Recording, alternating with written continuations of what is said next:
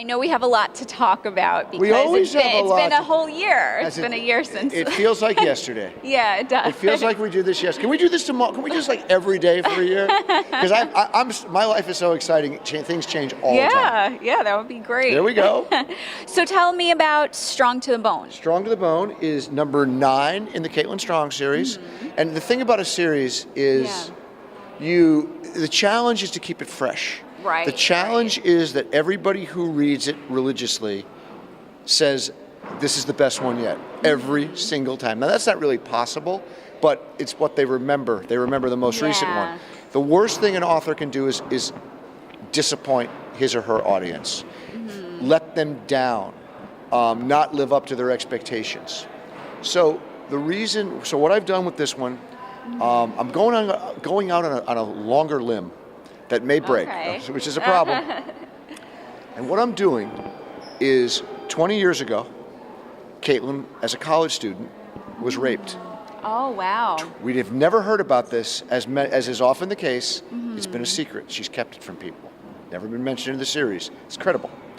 Now, another girl who is that same age now, a similar appearance, is sexually assaulted too.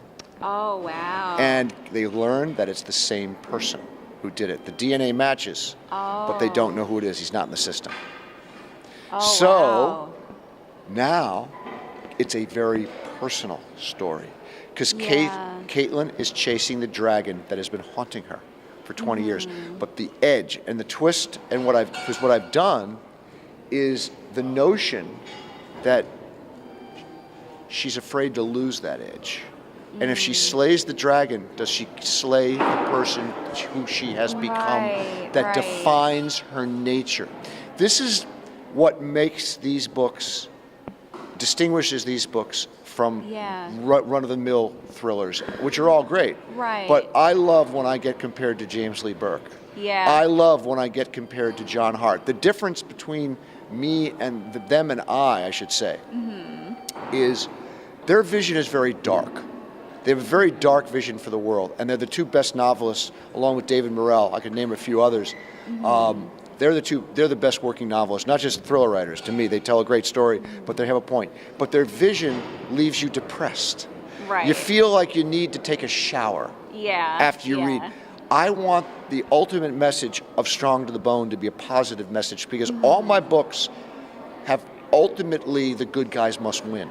There must be a price they pay, as is the case for all heroes. So in this one, I'm kind of giving away the ending when I say that, but the tapestry of this book is smaller in some ways and bigger in others. Oh, interesting. Have I hooked you? Yeah, you really have. Well, you know, it's really a matter, when you look at this book, it's balancing, because I'm a thriller writer, I'm not a mystery writer. And thriller writers thriller readers have expectations that you're doing a big story with big things. 2 books ago, we talked about Strong Light of Day, and Strong Light of Day has the 2 best climaxes I've ever written in the same book. And one is Caitlin and company versus a horde of deadly killer beetles, which when I say it that way sounds crazy, but that was a very tough scene to top, because the power of that choreography, because that's what an action scene is. It's choreography. It's a film. A book becomes a film in the mind. So there's always in my thrillers, I want the emotion and I want the character development, but I've got to deliver the action scenes. So it's I think what Strong to the Bone does is it takes the emotion and wraps it around and makes the action more it resonates better. Like when Caitlin has a knockdown, drag-out bar fight with the man she thinks is a rapist. I say bar fight, it actually happens in an outdoor bar area of an actual place called Stubbs Barbecue in Austin. So we'll give Stubbs a plug.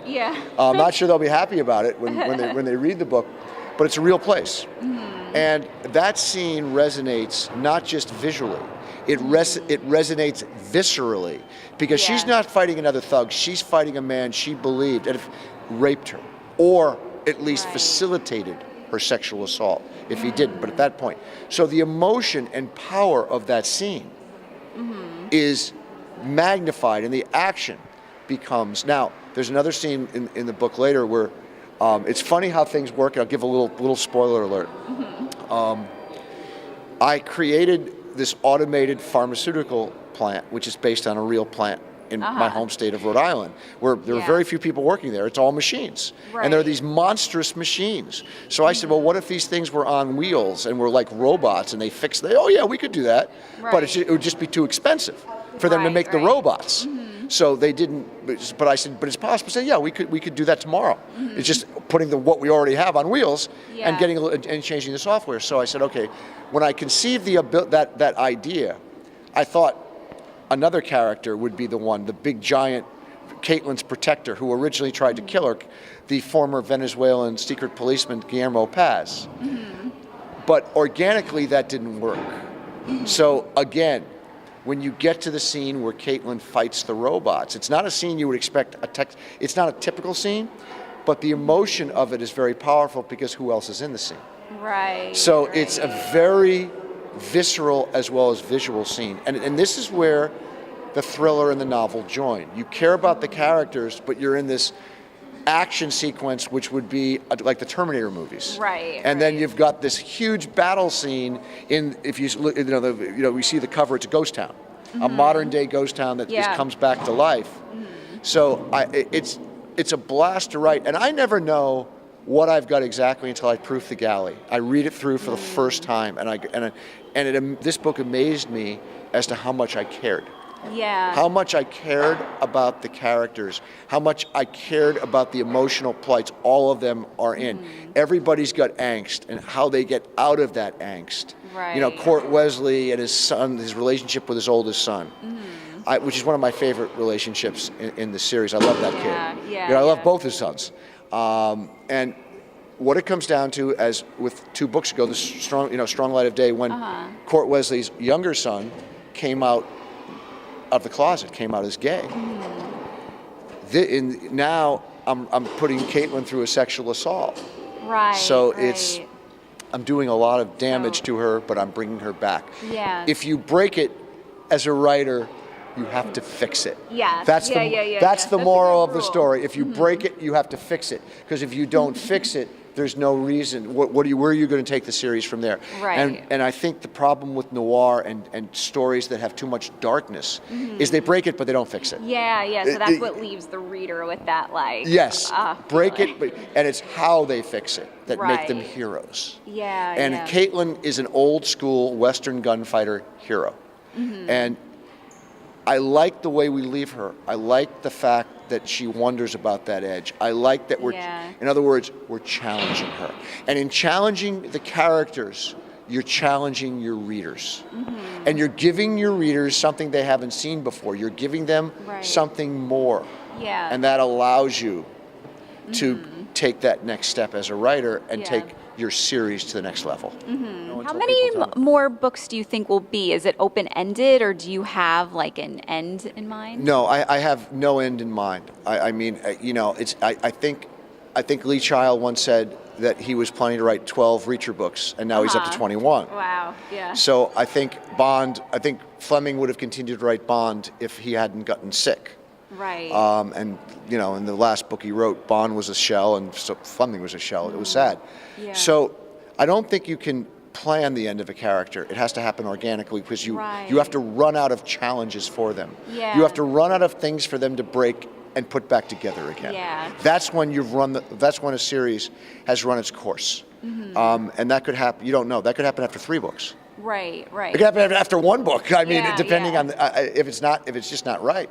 So my thing is, I will push the series as far as the characters allow me to.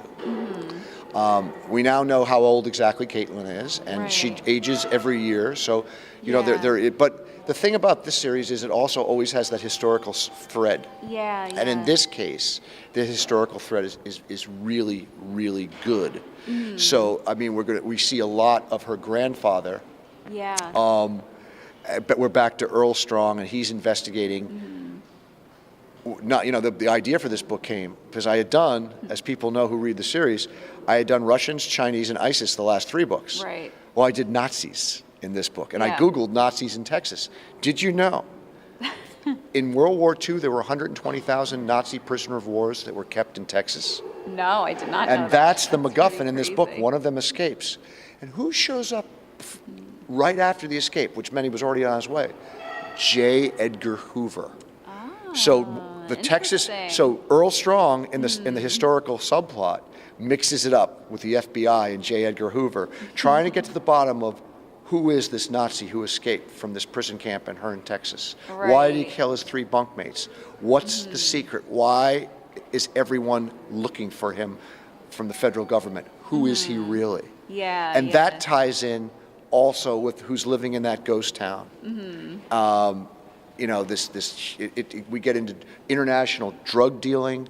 We get into topics that are extremely topical and a little scary. Yeah. But a scary MacGuffin, a scary subject that the book is about, is pointless if you don't have scary things happening to your characters. Scary Right. things that bring your characters to life and challenge them more, that make those action scenes resonate even more deeply. Right, because the more challenging things that happen, The more you the care about the readers characters, care. the more you Yeah. care about the plot. Yeah. So I try to, every book, start from scratch with investing the reader in Caitlin and company, because there's so many, it's a large Yeah. cast of characters. And it's funny, I came to ThrillerFest this year, and now I know what the next book is, because I figured it out while I was here. Yeah. And that's going to be Strong as Steel. Oh, I And like it. I've been waiting to use Strong as Steel as a title for a long time, and I finally Yeah. have an excuse, so it's Oh, going to be fun. cool, But I can't wait for the release of this. I think it's going to be the most successful in the series and the best received in the series. Yeah. Oh, cool. Not that I'm prejudiced. Can't wait. I'm Yeah. objective. Right, You can right. trust me. I wouldn't lie.